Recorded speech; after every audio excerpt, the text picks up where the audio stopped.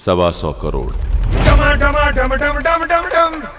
ये 125 करोड़ और ये सिस्टम एक मदारी और एक जमूरे की तरह है।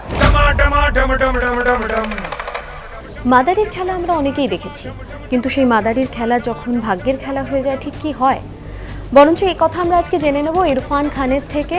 स्वागत है आपको कोलकाता में और आपके फिल्म को लेके आप आए हैं यहाँ पर। हम कई जगह घूम रहे थे। हम पहले वहाँ गए पटना, हमें क्योंकि फिल्म जो है मदारी जमूरी का खेल है, आम आदमी और सिस्टम जो है कैसे मदारी और जमूरे बने रहते हैं, तो हमने सोचा हम पटना में जाके लालू जी का इंटरव्यू करें, एक आम आदमी की तरह उनसे सवाल करें। हमने कई और लोगों को भी उनसे पूछा कि हम आपका इंटरव्यू कर सकते हैं आके, और राजनेताओं से भी, तो उनसे हमें मिल गया इनविटेशन, तो हम वहाँ चले गए। अब दूसरे लोगों से भी पूछना चाहेंगे वही सवाल, तो वहाँ से घूमते हुए अब यहाँ आए। ये तो आपके ऑलमोस्ट सेकंड होम है, मतलब शुजीत दा के यूनिट के साथ तो बहुत दिन यहाँ पर रह चुके हैं। हाँ, एंड बहुत कमाल का एक्सपीरियंस था वो मेरी कभी ना भूलने वाली यादें हैं।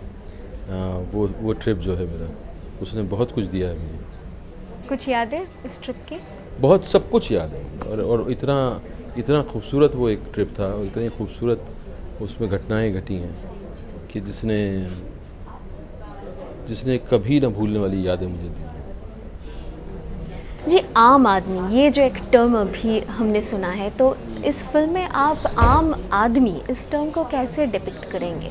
इस फिल्म के अंदर एक इंसान जो अपनी ज़िंदगी किसी तरह से छोटी मोटी खुशियों से बिताना चाहता है, बड़े सपने नहीं हैं, अपना काम करता है, घर जाता है, फैमिली चलाता है, और उस छोटे छोटे सपने, छोटी छोटी इच्छाएं, छोटे छोटे उसकी ज़रूरतें हैं। ऐसा आदमी जो ना किसी को दखल देता है किसी काम में, ना वो अड़चन बनता है, वो एक जो भीड़ है हमारी इतने करोड़ों लोगों की, वो उसको रिप्रेजेंट करता है।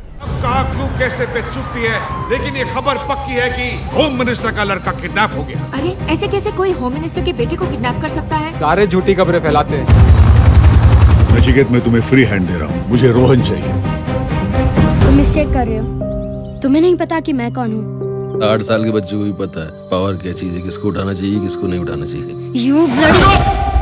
जो कहूँगा नहीं समझोगे, 5, 10, 15 साल बाद शायद वो कहे का असर होगा गहरा। तो वो जब उसके साथ कुछ क्राइसिस आता है, और जब उसको सिस्टम से लेना देना होता है, और जब वो सवाल पूछना शुरू करता है कि भाई ये जो हुआ है मेरे साथ, इसका जिम्मेदार कौन है, प्लीज़ बताओ, वो भटकता है, उसको जवाब ही नहीं मिलता। वो ये कह रहा है मेरा जो खो गया है उसको तो आप ला नहीं सकते, आप मुझे ये बोल दो कि ये जो हुआ है उसका जिम्मेदार तो ठहरा दो किसी को, कि भाई ये है कि ये है कि ये इसकी वजह से हुआ, ताकि मैं अपने दर्द से डील तो कर पाऊँ किसी तरह से, कोई क्लोजर तो हो मेरे दर्द का। वो उसको जवाब ही नहीं मिल रहा है, तो वो फिर सवाल खड़े करता जाता है और फिर वो कुछ स्टैंड लेता है। हमारी जो फिल्म है वो भी एक रियल इंसिडेंट पे है जो घटा था, और उसी से हमारा जो है वो एक तरह का वो स्टार्टिंग पॉइंट है हमारी फिल्म का, वहाँ से कहानी शुरू होती है। हमें बच्चे को इस तरह से ढूंढना है जैसे वो किसी जूते के बिजनेसमैन का बेटा है, होम मिनिस्टर का नहीं। Your hate doesn't matter, but my hate it matters. Is capable of much worse. बच्चे की सेफ्टी के लिए अलर्ट की वजह मत बताइए, जस्ट वार्न देम इस प्रोफाइल का एक टेररिस्ट कवर के लिए एक 8 साल के बच्चे के साथ मूव कर रहा है। मेरा भी बेटा खो गया है, छोटा सा बड़ा मुंह खोल के कोई खा रहा था, उसके अंदर खो गया मेरा बेटा। गलती किसकी थी पता करके बताए मिनिस्टर मुझको।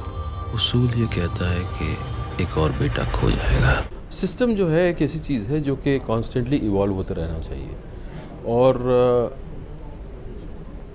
अगर जनता जो है वो वेल इन्फॉर्म नहीं है, वो सिर्फ भीड़ और शोर में नहीं तब्दील हो गई है, वो अगर सोचती है, उसमें अगर सोचने का मादा बाकी है, तो वो सही सवाल करेगी, तो जो सिस्टम चला रहे हैं वो मजबूर होकर उन्हें सिस्टम को ऐसा करना पड़ेगा कि वो लोगों को सर्व करे, लोगों के लिए बने।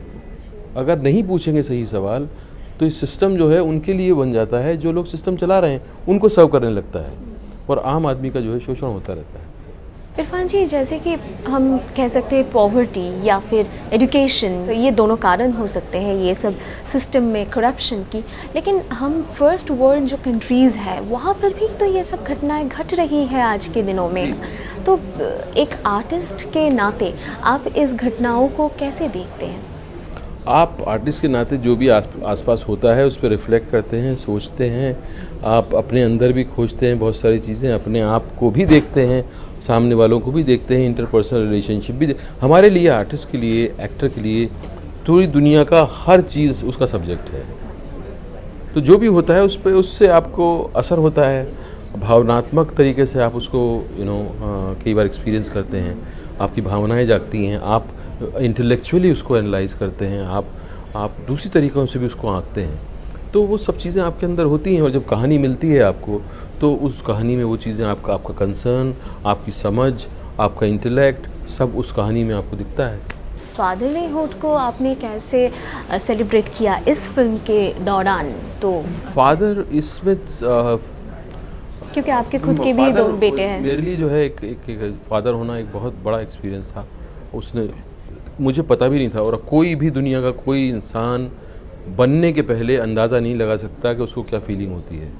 कोई किताब, कोई कहानी, कोई पेंटिंग, कोई किसी का भी कोई आपको ये बता नहीं सकता, समझा नहीं सकता कि ये एक्सपीरियंस क्या होता है। जिस वक्त आपका बच्चा पैदा होता है वो आपको इन्फॉर्मेशन दे देगा, लेकिन जो एक्सपीरियंस होता है वो कभी आप महसूस नहीं कर सकते। ये एक बड़ा फैसिनेटिंग सब्जेक्ट है, ये आपको कम्प्लीटली बदल देता है। पहली बार माँ बाप बनने के बाद ये कुदरती देन होती है कि आप गिवर हो जाते हैं।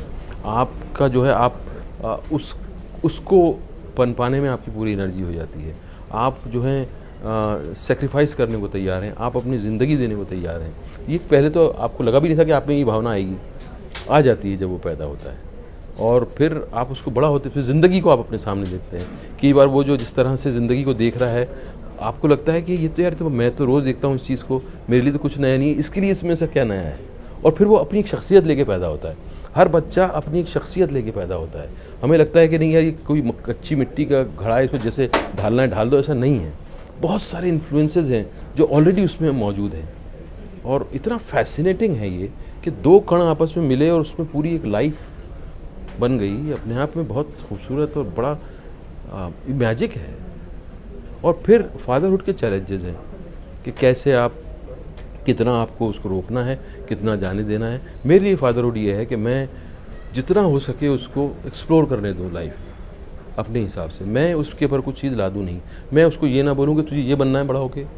मैं उसको जैसे मेरा मन था कि मेरा बच्चा टेनिस प्लेयर बने, क्योंकि उसकी बॉडी वैसी है, उसकी एनर्जी वैसी है, और आज भी उसको देखो तो लगता है कि वो टेनिस प्लेयर है। लेकिन वो गया 2 दिन, उसने खेला, उसके बाद मुझे फिर प्रेशर डालना पड़ने लग गया उसमें। तो फिर मुझे लगा कि मैं बहुत सफ़र किया है मैंने अपनी ज़िंदगी में, जब मुझे ज़बरदस्ती स्कूल जाने को बोला जाता था और मैं बोर होता था स्कूल के अंदर। तो मैं उनके साथ जो है ज़्यादा इंटरेक्टिव रिलेशनशिप है मेरा, एंगेजिंग रिलेशनशिप है, फ्रेंडली रिलेशनशिप है, और मैं उन पर कुछ लादता नहीं हूँ। जहाँ रोकना होता है मैं कोशिश करता हूँ उनको रोकने की, और आई ट्राई कि वो जो है फ्रेंडली रिलेशनशिप बना रहे, ताकि उसमें इतनी हिम्मत हो कि वो जो भी कोई क्राइसिस है वो मुझसे आके शेयर कर सके। फिल्म के दौरान भी कुछ ऐसा ही शायद आपने शेयर किया होगा। अगर हॉलीवुड में नेक्स्ट आप क्या काम कर रहे हैं वो बताएं। अभी मैं अक्टूबर में मेरी एक फिल्म आएगी, उसका नाम है इन्फर्नो। वो रॉन हावर्ड ने डायरेक्ट की है, और उसमें टॉम हैंक्स हैं, फेलिसिटी जॉन हैं, और भी लोग हैं। Professor, you are having visions, aren't you? The people behind this would do anything to protect the truth. You have no idea what they are capable of. बहुत 3rd series है da Vinci code की series में, और उसमें जो है एक बहुत ही टॉपिकल इशू है जो कि आज की दुनिया के लिए बहुत बहुत इम्पॉर्टेंट इशू है। সঞ্চারী সেন, एबीपी आनंद, कोलकाता। नहीं मिलूंगा मैं। कैसे ढूंढोगे? कपड़ा लत्ता शक्ल सूरत सब 125 करोड़ जैसी है मेरी, नहीं ढूंढ पाऊंगा।